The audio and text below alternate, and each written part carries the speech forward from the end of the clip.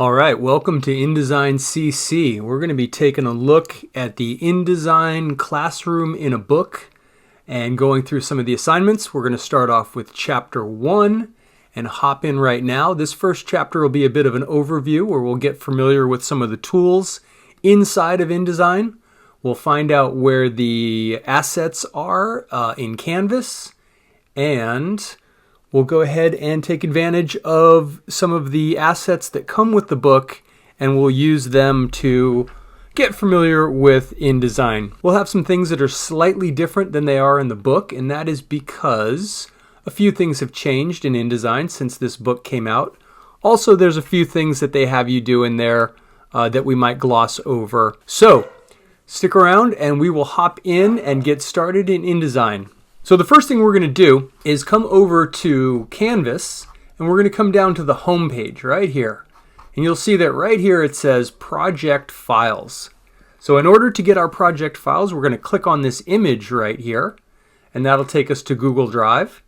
And then we're going to go to Lesson 1. That's the one we'll be working on today. And we'll go ahead and select that, and you'll see there's an InDesign file right there. And you can just right-click on it and choose Download. And that's exactly what we want to do.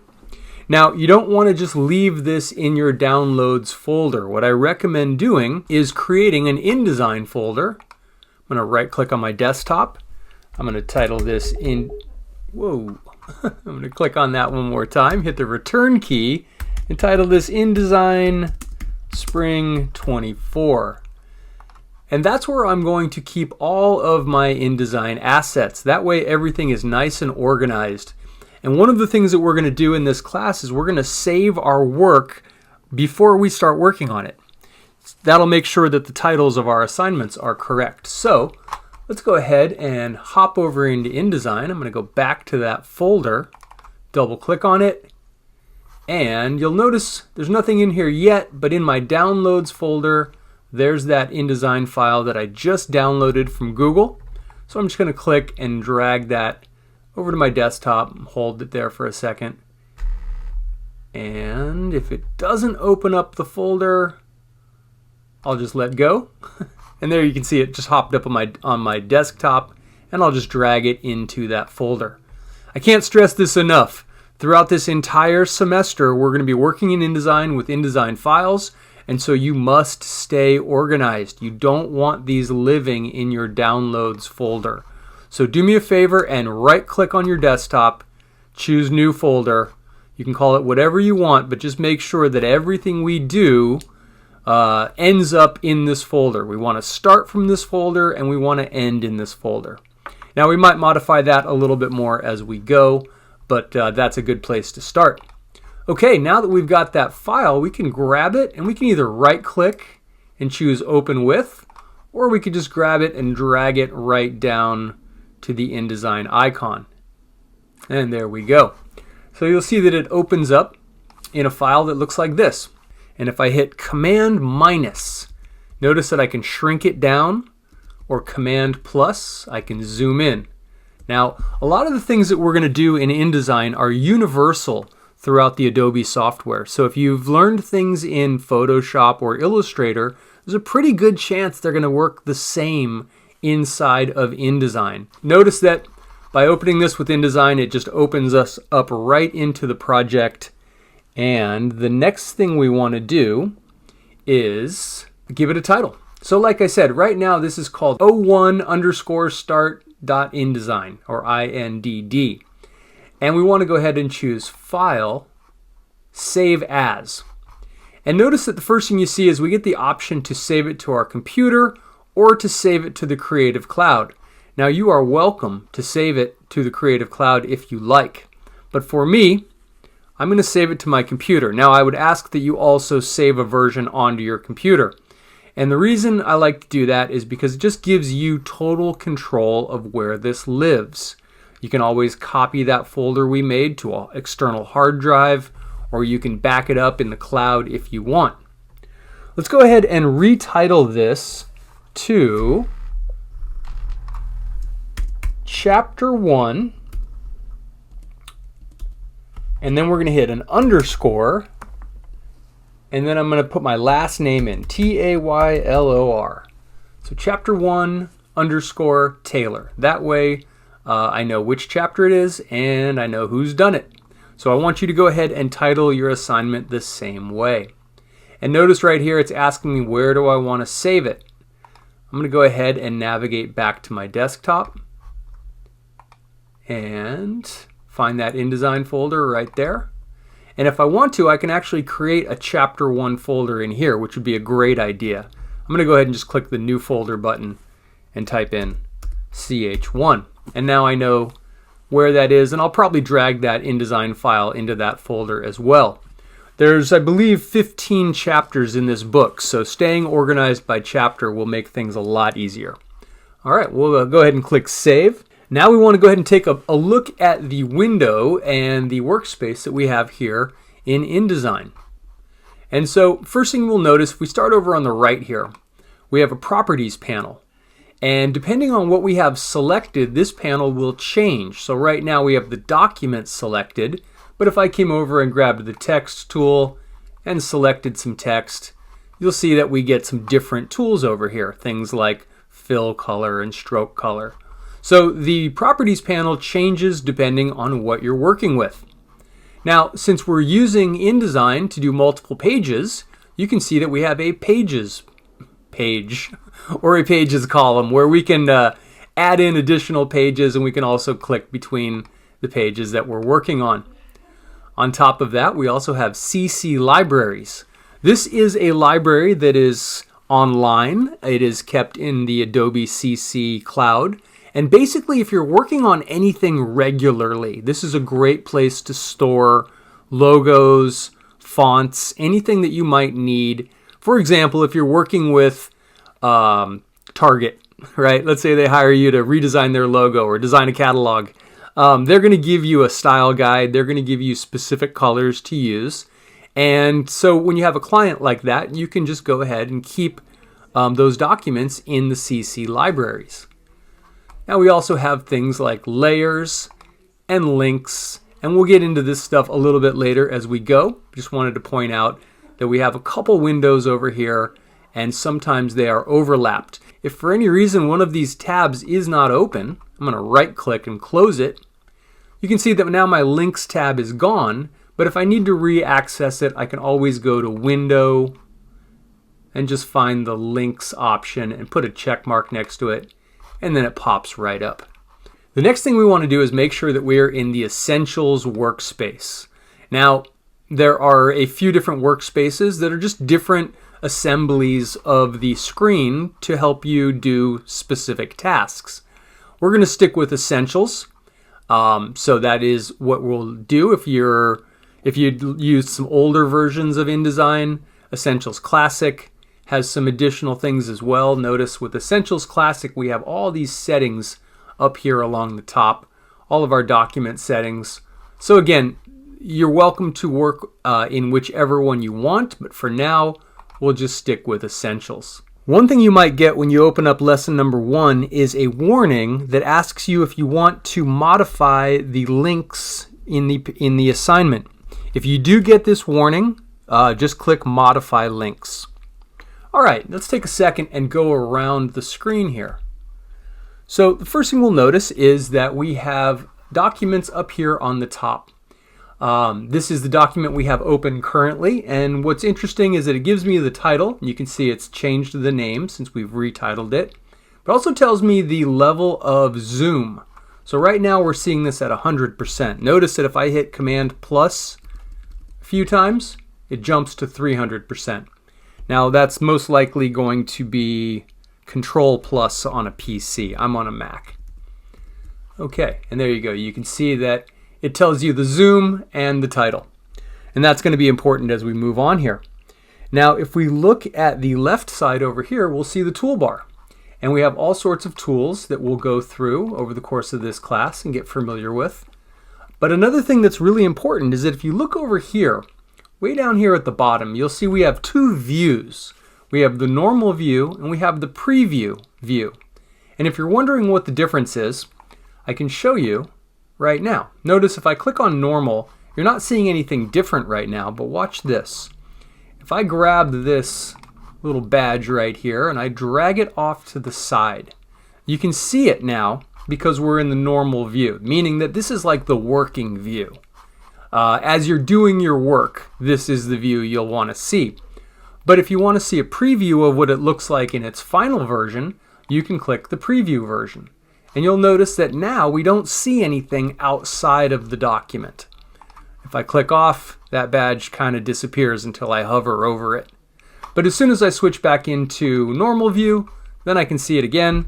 And in this case, I'm just going to hit Command Z to undo the move, and that puts it right back where it was.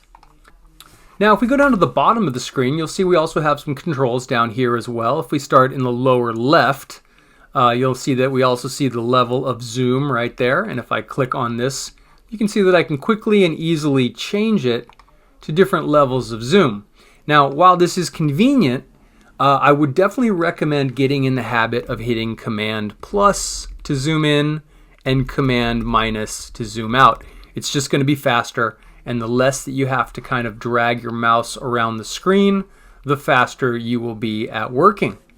Now notice we can also hop between our two pages here. Right now we're on page 2. If I hit the drop down, I can jump back to page 1. So that's just an easy way to jump between pages. Might not seem like a big deal when you've only got 2 pages, because obviously we do have a scroll bar, but trust me, when we get into creating big books with 30 or 40 pages, the idea of scrolling to each one of those pages can be a time-consuming activity. So the ability to jump between is going to be helpful moving on. All right, and that's going to do it for just kind of the basics of our screen. Another thing that's important to understand about the toolbar over here is that you'll see some of these tools have a little triangle in the lower right corner. If that's the case, that means that there are additional tools in that button. So if I click and I hold the mouse down, you'll see that I have multiple tools that I can scroll between. So if I want to switch to the smooth tool, I can click right there, and now you notice that I have a different tool from the pencil tool family. We also have an eraser tool and more. So again, just hold the mouse down and you'll see that you can then scroll over. Keep holding the mouse down as you scroll, and then when you find the one you want, you just let it go and it will change to that tool. Another thing that I want to mention is that this area around our image is called the paste board. And this is where we can paste things that we're not currently using. So we can bring in assets and push them off to the side. And again, switching between normal and preview mode allows us to see the things we have in normal mode. Again, if we drag this over here, we can see it in normal mode, but not if we go into preview mode. One thing you'll notice is that we have a ruler that goes around the outside of our document. And if your ruler is not showing in inches, what I want you to do right now is right click on the ruler itself and make sure that it says inches. If yours is in centimeters or points or picas, feel free to change it to inches. We might use these in the future, but for this class, most of what we do is going to be in inches. Okay, so if we come over to the toolbar and we grab our selection tool, now notice that as I hover over it, it gives me the title, and it also tells me the key command, which I'm a big fan of using key commands as opposed to having to drag my mouse over here every time I want to switch a tool. And notice the key command for this is the letter V, which again, if you've used Photoshop or Illustrator or even After Effects, that selection tool with the letter V is universal across Adobe software. And so what the selection tool allows me to do is come over and I can click on this image and it shows me the frame that this image is inside of.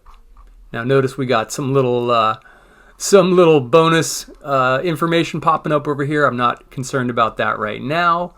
But if I click on this image and I go to my properties page, let's try this one more time. There you go. You can see we get some information specific to this image. In fact, right now I'm just looking at the transform window. We can see that this has a width of 3.77 inches and a height of 4 inches. And if I click these little 3 dots right here, it's going to give me even more information about the position. And notice that if I click on here and I drag it, you're going to see those numbers change. Notice that the size of the image isn't changing, but its position value is changing.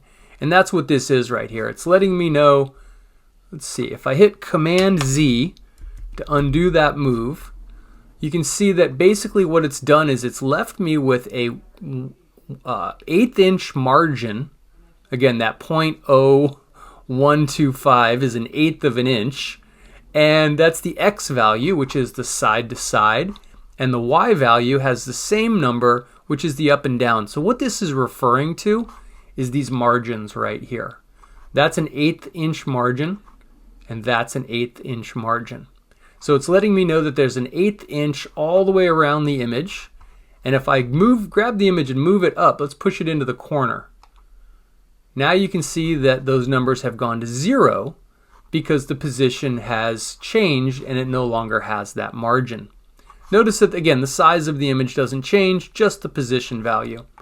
We'll work with that more moving forward, but it's always good to be able to numerically check your value. For example, if you're just a couple pixels high and you think you've got your margins looking great, and then you look over here and you realize, oh no, they don't match. So while this might seem a little complicated, don't worry. This will come in handy as we go.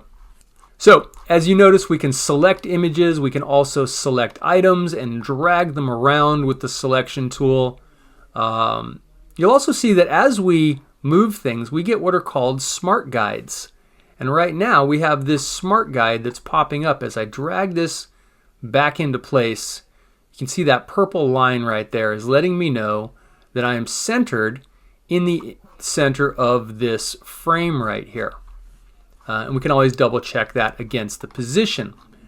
Okay, so the next tool we'll look at is our text tool. Let's go ahead and click on it. Again, make sure you're on the type tool, not the type on a path tool, but the type tool. And we grab that tool and let's come over to our text and let's play with some of these letters a little bit. If we take the word digital camera, I'm going to put the text tool right at the front of that D and click and drag. Now, you'll notice that once I select text, if I look at my properties window, now I have lots of new options. Right now it's telling me my current font is Myriad Pro. It's telling me that I have a fill on this, which has a color of black. I have no stroke. That's what that white line indicates. And so let's do something fun. Let's change the font, maybe change the color, and who knows, maybe even adjust the size a little bit. So it says digital camera. So if we come over to where it says Myriad Pro, what I'm thinking is maybe there's some sort of digital looking font, like an 8-bit looking font, or maybe just something interesting like this one right here. Let's take a quick look. There's sort of a typewriter font. It's not really what I'm looking for.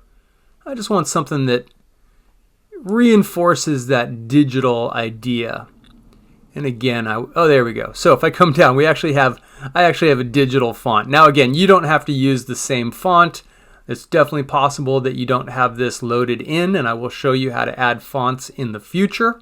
But go ahead and change it to any font you want. I'm going to go ahead and change mine to Digital 7. And just to make it stand out a little bit, let's change the color. Now notice all I did to change that font was selected the word and then just went and picked a different font. So there's nothing special or complicated about doing that. And then in order to change the color, we just need to make sure that it's still selected.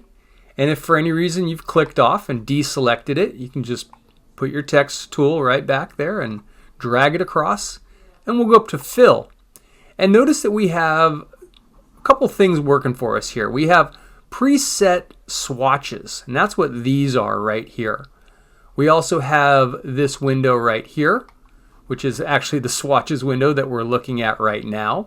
And we can create and save new swatches to this window as we go. For now, just remember that you have swatches here, and we'll save swatches a little bit later. Okay, so if I come over here and I grab the selection tool, now be careful. I know if you want to use that V key for a selection, just be careful when you're working with text, because a lot of times if I hit the V key to switch to the selection tool up here, I might accidentally add a V to my word right there. Notice it deleted the word and just typed a V. So I'm going to hit Command Z, and rather than selecting the selection tool with the key command, I'm going to go ahead and do it manually, just so that I don't accidentally change that font. Okay, so we've got how to make the most of your digital camera when you travel. Let's go ahead and let's just reselect the digital camera. And this time I am going to actually hit the T key for the text tool, because I want to make that font just a little bit bigger before we move on. Let's go ahead and just come over to the Properties panel, and right below where the font is, I'm going to just use these font size buttons here to just nudge it up a little bit. And you can see that that makes the font bigger. That color's not really popping very well against this background, so let's go ahead and select that and just try something, maybe a reddish. We'll go to fill, and let's see, I think magenta is going to pop nice against that green because they are complementary colors. All right, back to the selection tool. Click, there we go. Now let's pick one more word and have some fun with it. So what I want you guys to do is pick the word travel, grab the text tool, select it, and do something to that word to make it a little more interesting. Let's see what we got here to choose from. There's the Indiana Jones font. That could be fun right there. And maybe, again, size it up just a little bit. And maybe give it a little bit different color by going up to the fill. And this time I'll choose something like yellow. Now, yellow might not pop against that green, so we'll have to take a look. I'll go back up, select the selection tool, and that looks pretty good. That is basically how we can go in and modify any of our fonts. Myriad, we got lots of different weight options, and that's what this is referring to, the weight, whether it's bold or semi-bold or light condensed, whereas with things like travel, digital camera, and an adventure font, we're just not going to have that many options. So keep that in mind. Now that we've made some changes, I want to go ahead and save this, because if you've ever worked on a computer when it's crashed, you know that if you don't save your work and something happens, it's going to get lost. So let's go ahead and just hit Command S. And that's just going to update and save our work. We can even tell, because if we go down to our assignment right here, you can see saved today at 5:55, and you can see it says 5:56 right there. Okay, the next thing we're going to do is add a line. Let's go ahead and put a little line under the word workshop. And so if we look over here, you'll see that there is a dedicated line tool. And notice that there's no other shapes in the line tool, just the line. If you want different shapes, you need to come down to the rectangle tool. And if you hold that down, you can see there's also ellipses and polygons. But for now, we're going to grab the line tool. And let's see. I like how that orange color, that magenta is looking against the green. So let's go ahead and put a line underneath the word workshop, and we'll make sure it's that same magenta color. So if I just grab the line tool and drag it out, you can see that it doesn't necessarily give me a straight line. I mean, it's a straight line, but it's slanted. But if I hold down the Shift key, watch what happens. I'm going to go ahead and press it right now. And you can see, if I press it and let go, you can see that it makes that line, it constrains it to 90 degrees. So the Shift key is your best friend. Hold down that Shift key and just let go. And now that we've created a line, you can come over to Preferences, and you'll see that we have some options. We can, now just for the sake of demonstration, I'm going to make this nice and thick, maybe thicker than it should be, because I want to point out the fact that if I click on the word stroke, just like in Adobe Illustrator, we have lots of different options here, like the end cap. We have obviously the weight, which is how thick the line is. But if I click on the end cap, I could put a round cap on there, which if I come over here and just click off by clicking in this gray area, you can see now we've got a rounded edge on our line.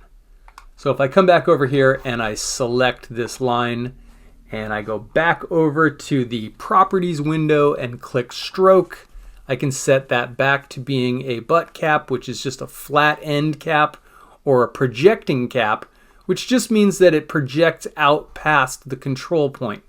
Now if I zoom in here, this little white dot right there is the control point. And so watch what happens if I switch to the projecting cap versus the butt cap. So notice how it grows a little bit because it's projecting outwards past the point. Again, I don't want anything that thick right now, but I just wanted to show you how easy it would be if you did. And so I'll go ahead and shrink that down a little bit. Excuse me, that's the miter size. Notice I want to click the weight. There we go. And while we're at it, let's select that same color. Now, notice that I'm zoomed in here, and I don't want to zoom out, but I do want to move the image so that I can see this color. So anytime you want to move the area because you're zoomed in, just put your finger on the space bar, and you'll notice that gives you the hand tool. Now that I want to change the color of this line right here, and I want you to do the same, I have a couple options. Now, since this color that I want to change it to, this sort of pink magenta, is saved in our swatches, I could go back to Fill and click on the Fill box, and there's that swatch right there. And click it, and when I hit Return, nothing happens. Now, why did nothing happen? Well, the reason nothing happened is because this line is not a shape. It is a line. And when you change the color of a line, what you're actually doing is you're changing the color of the stroke. The stroke is the outline that goes around any shape. So notice that changing the fill color had no effect. But if I come over to stroke and I choose that, now you'll see that that line changes colors. Now, you can probably assume that if I dragged out a rectangle or a polygon, then I would need to use the fill color to change the middle of the shape, and the stroke color would change the outline around it. Okay, great. So we've got a magenta line in there.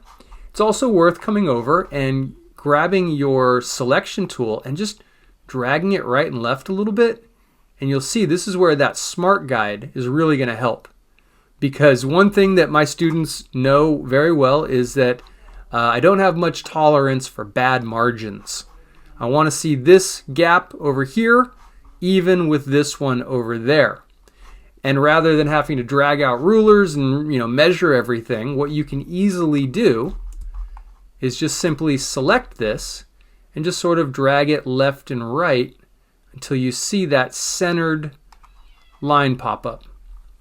Okay, now we have a line. And again, once you do something like that, it's not a bad idea to just hit Command S real quick to save it. That's going to update any changes that you made. Okay, now we've got our line in here, but the more I look at this line, I feel like it's just kind of a boring line, right? We have some options to make it very easy to sort of modify this and make it just look a little bit more interesting. So if we come over to the Properties panel, now we want to click on the line first so that it loads that information into the Properties panel. We'll see that next to the word stroke, there's the size of the stroke or the weight of the stroke. But on top of that, there's also a drop down right there. It's going to give us some different variations. We could choose diamonds, and then we get shapes like that. We could choose something like wavy, and that just gives us a wavy line. And of course, we can still adjust our stroke size. And notice the effect that the size of the weight of the stroke, the weight of the line has on the different waves. Notice that the thicker this is, the less waves we get. So take a few minutes and just play around with some of these. Try adjusting the size a little bit. Try adjusting the shape and see if there is something that you think looks great. And once you've found it, you can go ahead and leave it on whatever it is you found that you like. Okay, let's change a few more things while we're here, just so we can get the feel for how everything works inside of InDesign. So we've got this free community workshop series button right here, and it's black, and I think this would look better with a different color. In fact, I think this sort of pink magenta that we're using right here has a nice pop to it, kind of matches the beak of our bird, and being that it's a complementary color to green, it kind of pops out nicely. So let's go ahead and change that from being a dark sort of depressing black, and let's make that pink. And so since this is a shape and not text, we're going to use the fill. And so as long as we click on it once with the selection tool to select it, and then go over to the properties window, let me slide this over here a little bit. This is worth noticing. What I did right there was if I grab these tabs and I drag them back up, it should separate them, or I can grab it and drop it back on there and that unifies it again. In this case, I've sort of taken it off of the back, off of the pasteboard, which is great because now it means I can put it wherever I want it. Now, if this becomes an issue or you accidentally close it, you can always go back to where it says Essentials and hit Reset Essentials. And there you go. Notice everything pops right back out. So again, I'm going to just click on the top here where it says Properties, and I'm just going to pull over to the left. And that pulls it off that panel, which allows me to then put it closer to my work area so I don't have to move my mouse as much. Go ahead and use the selection tool to select this shape, and then we go over to fill and we click on the black box. Now again, if we want to use a color that is already in there, there's a few. I was thinking this magenta right here looks pretty nice.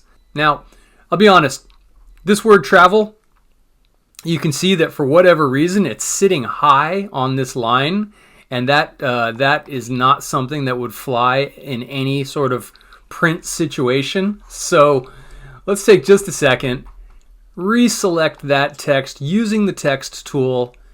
And again, I'm not exactly sure why it popped up there like that. There's no way to sort of fine tune it by itself. So I think I'm just going to have to choose a different font for that one. Maybe something like that.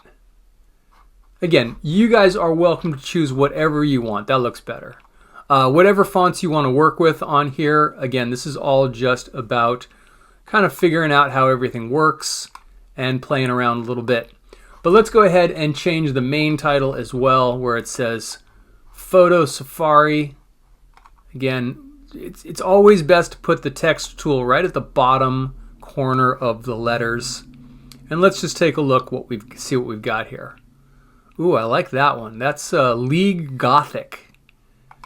That looks pretty cool. Looks very much like a magazine title. Now again, one thing that I like to do as well is I like to see what this would look like if it was all caps. Right now it's in, just capitalized first letters. They call that title font. But if I come over here to the character window and I hit these three dots, I can come down to these two T's right here. That's going to switch everything to capital letters. And I can decide whether I like that better or not. But we'll stick with this for now. Okay, so now that I've switched the font, notice that we've got some weird justification issues going on here. Meaning that we're no longer centered. We're left justified. Now, justification basically means where is the text coming from. Right now, it's what we call left justified. And I can't just select this and drag it over. What I actually need to do is come down to here where it says paragraph. And you can see that this right here says align left. If I choose align center, you can see then it centers that text. And if we look at that, it looks okay. Again, probably not the way I would choose to go, but I'm just, again, pointing out the tools that we have at our disposal here. I'm going to go back to the character window, set it back to all caps. And now you'll notice that it's also changed down here as well. So if I wanted to keep this, you can see there's a big gap right there. So what I'm going to do is I'm going to grab the text tool and I'm going to put it right in front of the O. And I'm going to hit the backspace button or the delete button. And you can see how that takes me back so that we now have, this word going right into that word. I could definitely get the word digital camera on one line. And that way, to do that, I could put my mouse there and hit the return key. And that pushes it to the next line. It looks a little weird. I feel like at this point we kind of need to have this be center justified as well. So I'll go ahead and do that. And there we go. Does it look great? Not really. A little weird. Maybe we'll take the word when and push that to the last line as well. And again, I'm just going to use the text tool. I'm going to put it in front of the word when, hit the return key, and that kind of evens out the shape a little bit. Maybe even try pushing travel to the last line. And that gives us a little bit more of a descending style. Again, probably not something I would use exactly like this, but we're just getting familiar. Because I'm sort of running out of space here, I can have this overlap just a little bit, and that's fine. Okay, so just a couple more things I want to show you guys before we're all done here. And you'll notice I'm working on a unedited version of the InDesign file. Don't worry about that. Next thing we're going to do is grab a rectangle. Now I want to point out something here. You'll notice there's two different rectangle looking tools, but they're not the same. The one on top with the X through it is the frame tool. And while that will create a rectangle with a fill and a stroke, just like the rectangle tool, the frame tool is generally used when you're going to put media inside of a shape. So that's why I'm going with the frame tool. And what I want is a frame that is 1 inch by 1 inch. I'm going to go ahead and drag my properties panel over here and grab my rectangle tool, and I'm going to click and I'm going to start to drag. Now if I want this to be a perfect square, I need to hold down Shift because that's going to constrain the proportions. And you'll notice that down in the lower right hand corner I'm getting some data, some info. And I want to get this 1 inch by 1 inch. And so if I let it go right there, now I don't know if I got it to 1 inch by 1 inch because it started to flutter, but the reality is I don't want to use that anyways. If I want something simple like a 1 inch by 1 inch square, the easiest way to do that is just drag out something and then go over to your transform settings in your properties. Because all I have to do now is go to the width by height setting and type in 1 inch. So I want you to do the same thing. That's a much easier way than sitting there and trying to, with a mouse, drag out just the perfect amount to get 1 inch by 1 inch. Now you'll also notice that there's no fill and no stroke, so let's go ahead and click on the fill box and we'll fill this with yellow. And if for any reason you're not seeing this yellow fill, I can almost guarantee it is because you are on the preview mode. Remember, if I'm on preview, I don't get to see any of what happens over here. I can see the shape outline, but as soon as I click off it, it's pretty hard to tell it's there. So just remember, if you're adding a fill or a stroke and you're not seeing it, it's probably because you're in preview mode, which again doesn't show us what's on the pasteboard. So I'll go back to normal and I'm going to give this a stroke. I will go with white. Again, I'm clicking on the box with the color. We'll go white, maybe fatten it up just a little bit. And then let's give it something more interesting stroke. We'll pick wavy just because it's fun and different.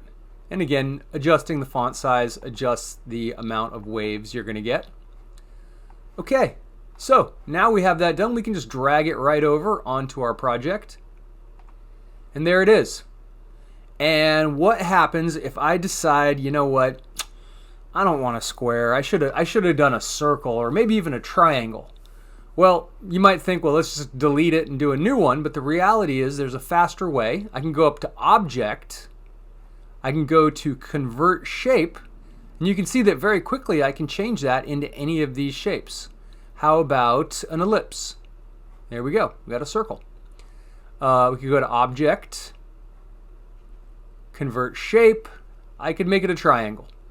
Okay, so pretty self-explanatory. It's just a cool little addition to make changing shapes easier. Now let's go down to the bottom here. And I did that by just scrolling down to page 2. And let's go ahead and take a look at this text right here. So while I probably wouldn't do this to this text, I want to show you how you can do something like add an effect, maybe a drop shadow.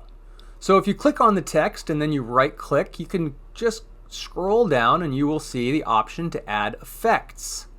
And right at the top there, you see drop shadow. So if I click on that, it opens the drop shadow window, and notice that all the effects are over here on the left. I could click on these and add more. But in this case, this is where I would come to adjust the spread and the noise and the size. Maybe the size is a little big right now. Let's see. I can also adjust the angle. And I can adjust the distance. That's a pretty important one. Right now, I'd say there's a little too much distance between this. So if well, you can see if I go this direction, it gets farther away. If I go down, it gets closer. And there you go. Easy. Let's do a couple more. Let's do something kind of cool. How about we have this photo right here? And if I right click on the photo and I go down to effects, I could do something like a basic feather. This is kind of cool because you can see what it really does is it just sort of feathers the edges, which kind of works nicely considering there's a white edge and we get this white feather. And I could come up here to feather width and make it thicker, in which case you can see what's happening there. It's giving kind of a vignette effect. I could play with the choke, I could play with all these effects and really dial this in, but again, that's up to you. I want you guys to have fun with this. And we could do rounded corners. That's kind of cool. So there's an effect. And of course, you can apply that to anything in InDesign. So for the rest of this assignment, go through and change everything. Change all the fonts, add in a line, change the colors. Let's do one last thing. Let's grab the frame tool. We'll set it to ellipse. And I'm going to come right over here in the middle of this badge. And I'm going to hold down shift and I'm going to drag out a circle. And I'm just going to put a stroke on this one. So we'll put a blue stroke on it. And then maybe set the stroke type to triple. Maybe fatten it up a little bit so we can actually see those lines. And maybe stretch it out just a bit more. Always holding down that shift key. You got to be careful. So if I want to stretch it more, I actually need to hit the V key. And there we go. And then I could center it behind here. Now, you'll notice that getting this perfect is kind of hard. And I don't like sitting here with my mouse and dragging it up and down. So what I do at this point, when I just need to move something a pixel or two, I use the arrow keys. As long as you have the selection tool selected, you can use the arrow keys on your keyboard to move things 1 pixel at a time, or if you hold shift, it'll jump 10 pixels at a time. So if you ever need to move something just horizontally or vertically, sometimes this is an easier option. All right, guys, that's going to do it for this tutorial. I hope that this gave you some understanding of the InDesign workspace, and we will continue on. So have fun with this project, and thanks for watching.